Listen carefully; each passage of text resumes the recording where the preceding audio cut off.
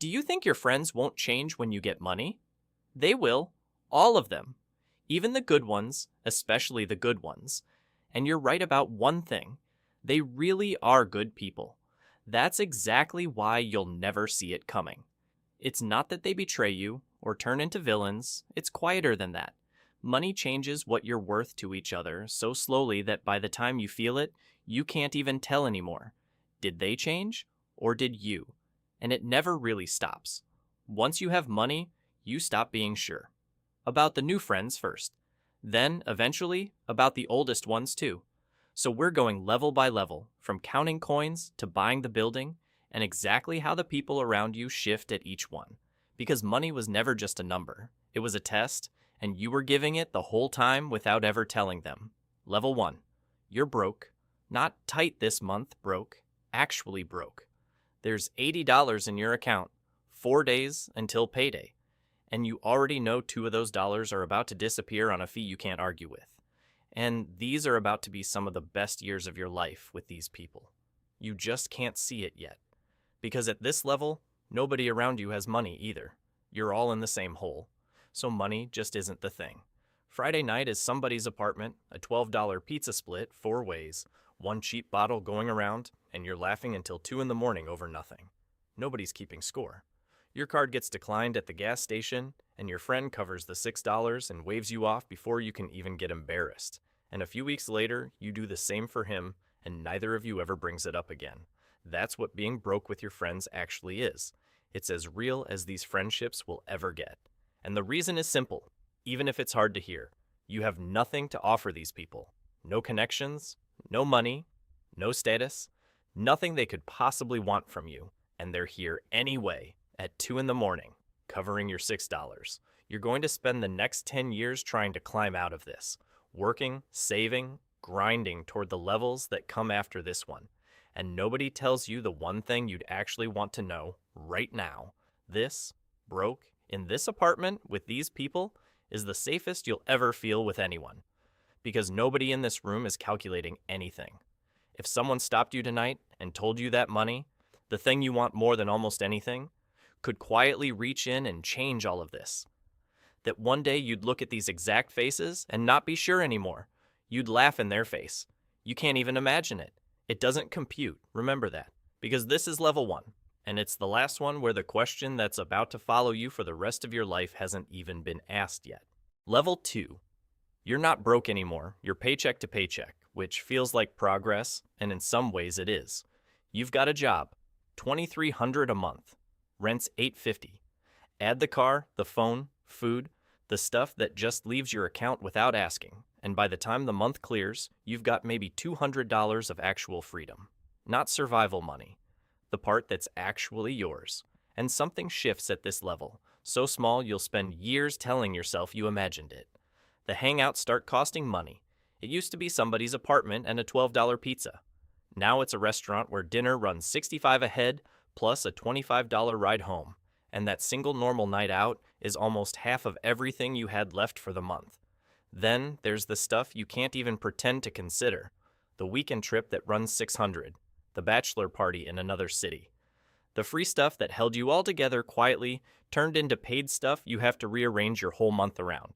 And you're the one doing that math at the table while everyone else just taps their card. So you start saying no. Not dramatically. Just, can't this time? Next one for sure. You guys go. And every no is reasonable. Every single one. You really can't afford it. Then one night you're scrolling, and there's the photo. The whole group on the trip you said no to. And nobody did anything wrong. You said no, remember? But something in your chest drops, and you can't really explain why. Because over the last few months, you'd been getting asked less and less. And this last time, they didn't really ask at all. Someone mentioned it later, almost kindly. Oh, we didn't think it was in your budget. That sentence is the first crack. And it was meant kindly. That's the part you can't get past. They were trying to spare you the awkwardness of saying no one more time. There's no villain in that room, which is exactly why you can't tell what just happened to you. And quietly, without anyone deciding it, you stopped being one of them. At level 1, you were just part of the group. Equal, no question. Now you're the one they have to think about, the one they're not sure they should ask. You didn't get kicked out of anything. You got priced out, slowly, while everyone was being nice to you. So the question shows up for the first time, small and easy to wave off. Are they pulling away from me, or am I pulling away from them every time I say I can't? Is this them changing? Or is this just what happens when everyone grows up and money walks into the room? You decide it's nothing. It's just life. People get busy. You almost believe it. And then your income changes, and for a little while, it's going to look like you fixed the whole thing. Level 3. Something finally goes right. You get the better job, or the raise, or the thing you'd been grinding toward for years. $3,400 a month, hitting every 2 weeks, like clockwork. And the first thing it buys you isn't a car or a vacation. It's your friends back. That same $65 dinner that used to eat half your breathing room for the month, now it barely registers. You don't scan the menu for the cheapest thing anymore. You just order. The weekend trip comes up and you say yes, first try, no excuse. And it feels incredible in a way you'd be embarrassed to admit out loud. You're in the group photo this time. There's a night where a friend's card gets declined, someone a few years behind where you are now, and you cover it. $20, you wave him off before he can get embarrassed, and you don't think about it again. And for a second, it feels like the whole thing came full circle. Somebody covered you once. Now you can cover someone. That's what friends do. So you close the case. The whole level 2 thing, the trip you got left off of, the cold drop in your chest, you decide it was nothing. A rough patch. You were broke for a while, now you're not, and your friends are right here, same as always. See? It was never about money. You were just imagining things. Except you don't let yourself look at the obvious part because it's a strange thing, to feel relieved and a little uneasy at the same time. The thing that gave you your friends back wasn't a conversation. It wasn't them realizing they missed you. It was money. You bought your way back into the same room you got quietly pushed out of, and nobody had to say a word because the price just changed and you could finally pay it. You don't sit with that for long. Why would you? Everything's good. You're one of them again, but you didn't fix anything. You just landed for a little while on the one narrow level where money and friendship can sit at the same table and nobody notices the difference. Below it, you couldn't keep up. And above it, the place you're about to spend the rest of your life climbing toward, you stop being one of them in a completely different way. A way money can't buy back. You're not the one who can't keep up anymore. Soon, you're going to be the one who pulled ahead. And that's worse. You just don't know it yet. Level 4. You've pulled ahead. Not rich, just comfortable. 40, maybe 50,000 saved. A car that starts every morning. A place that's actually yours. And the friends across the table from you? A lot of them are still right where you were a few levels back. That same $65 dinner still cost them half a month.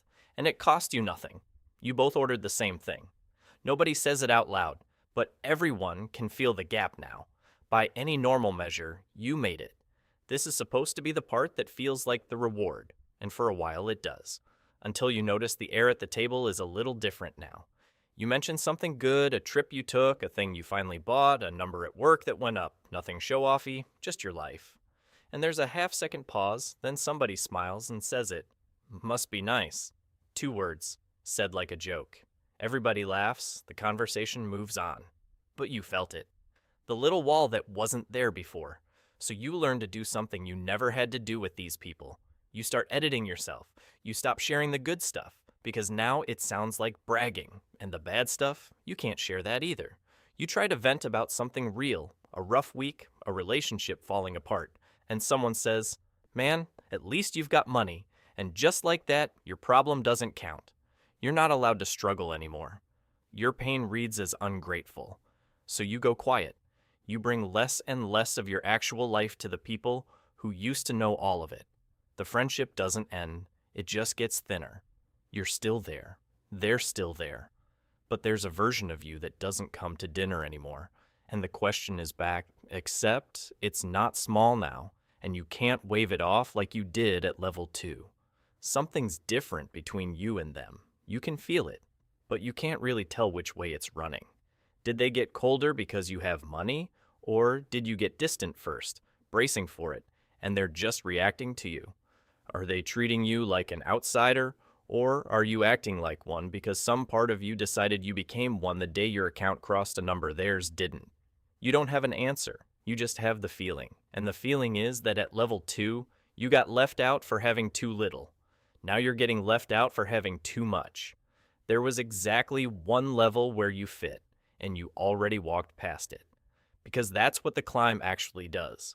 Every step up buys you more room, more security, and quietly charges you a friend you can still be honest with. And the bill only goes up from here. Level 5.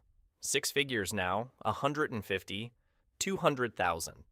And at this level, money stops being something you have and becomes something you are. To them, anyway. You started picking up the check because you could, and it felt good. Then you notice nobody reaches for it anymore. The bill lands, and there's a half second where everyone just waits. It's yours. It was always going to be yours. Nobody decided that out loud. It just became the rule. Then the asks start. A friend needs to borrow $2,000 rough month, he'll get it back to you. You don't even hesitate, that's what the money's for, right? Except he doesn't bring it up again. And neither do you, because asking would be weird. So now there's a number sitting between you that didn't used to exist. Not a fight. Just a quiet imbalance that never fully closes. And the new thing, the thing that wasn't there at any level below this, is that you can't quite tell what the warmth is for anymore. They're glad to see you. They really are. But you're also the guy who pays, who lends, who's got a spare room, and a car nobody else has. So when someone's happy you showed up, is it you they're happy to see, or is it what shows up with you? You hate that you're even asking. You ask anyway. That's the level where the question stops being about distance and starts being about trust. Level 6. 1 million and up. And suddenly you have so many new friends. People you barely know are warm with you now. You walk into rooms you couldn't get into before, and everyone's glad you're there. Someone you met twice calls you brother. It feels good for about a month. Then you start to notice the pattern. The coffee that turns into a pitch. The old acquaintance who resurfaces right when he's launching something. The dinner that's lovely until dessert, when the real reason for the dinner finally sits down at the table. Not everyone, but enough that you can't stop counting. So you develop a thing you'll never be able to switch off again. A quiet little question running under every new hello. What does this one want? And that's the moment the whole thing turns. Because you realize you can't make a new friend anymore. Not a clean one. Every new person now comes through a filter, and the filter never comes off. You have access to everyone and certainty about no one. There's only one group of people on Earth you don't have to run that question on. The ones from the apartment. The cheap pizza ones. Because they liked you when you had nothing to offer, so whatever else went sideways between you, for a fact, it was never about the money. Which means the only friends you can still trust are the exact ones you've spent 5 levels slowly drifting away from. And you're about to find out how far that drift can go. Level 7. Multiple millions. And now you're not the one who pays. You're the one people want to be seen with. The invitations don't stop, they multiply. But they've changed shape. You're not asked because someone wants you in the room. You're asked because your name on the list means something. You get introduced as a credential. This is the guy who built the thing. People you just met post the photo, tag you, leave it up. You've become proof, evidence of how close someone managed to get to success. A story they get to tell later, so conversations start to feel like auditions. People don't talk to you. They perform at you. Everyone's angling at something, even when they're being nice. And you smile and play along because you're not sure you'd even recognize a normal conversation anymore. You're more wanted than you've ever been. And you've never been more invisible. They don't want you. They want the version of you that looks good standing next to them. And one quiet night, you do the thing you've been avoiding. You scroll to one of the old names, the cheap pizza ones, the only people who ever wanted nothing from you, and you go to call, and you stop. Because you can't remember the last real conversation you had. A year? 2? They stopped reaching out somewhere along the way, figuring your life got too big for them. You stopped reaching back because you were busy becoming this. The drift went all the way. The only people you could have trusted are gone. And the room you're standing in is full of people who love everything about you except you. Level 8, 20 million, 50, more. The number stops mattering because past a certain point, money stops being something you count and becomes the weather you live in. And at this altitude, you finally understand what you actually became. You're not the one who pays anymore.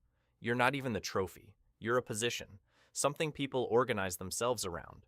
There are interests near you now, people whose lives really improve by being close to yours, who know it, and who are, in their own way, completely sincere about liking you. That's the part that breaks you. It's not that they're faking it, it's that you can't tell anymore where the affection ends and the interest begins. And neither can they. The money mixed the two together so completely that the question stopped having a clean answer. So here you are, you can buy your way into any room on earth, fly anyone you want wherever you want, and you're more alone than that broke kid in the apartment ever was, because that kid was surrounded by people who wanted nothing from him, and you're surrounded by people who want everything. And the difference between those two rooms is the one thing you were never able to buy on the way up. You think back to level 1, the cheap pizza, the $6, 2 in the morning, nobody calculating anything. That was the safest you ever felt with anyone, and you didn't know it, and you can never go back. Not because they won't have you, because you can't unknow what you know now. Even if you walked into that apartment tonight, you'd be running the question under every hug. You'd be wondering. That's the part that doesn't reverse, and that's where it leaves you, with a question you'll carry for the rest of your life and never fully answer. Do you walk away from the ones who changed, knowing you'll never trust anyone the way you trusted them before there was money on the table? Or do you forgive it, because maybe this was never betrayal, maybe it's just what people do, what you'd probably have done too, when money walks into a room? Or is it the worst answer of all, that the money never changed them? It changed you. It put a question in your head that can't ever be taken back out, and from now on, every single person who loves you is going to have to love you through it. Money was the test. You were giving it the whole time to everyone without ever telling them, and the cruelest part is that the only people who ever really passed it were the ones who knew you before you had any money to test them with. You still don't know if they changed, or if you did, and no amount of money, not at this level, not at any level above it, will ever buy you the answer. You just get to keep the question for the rest of your life, right next to everything else you bought.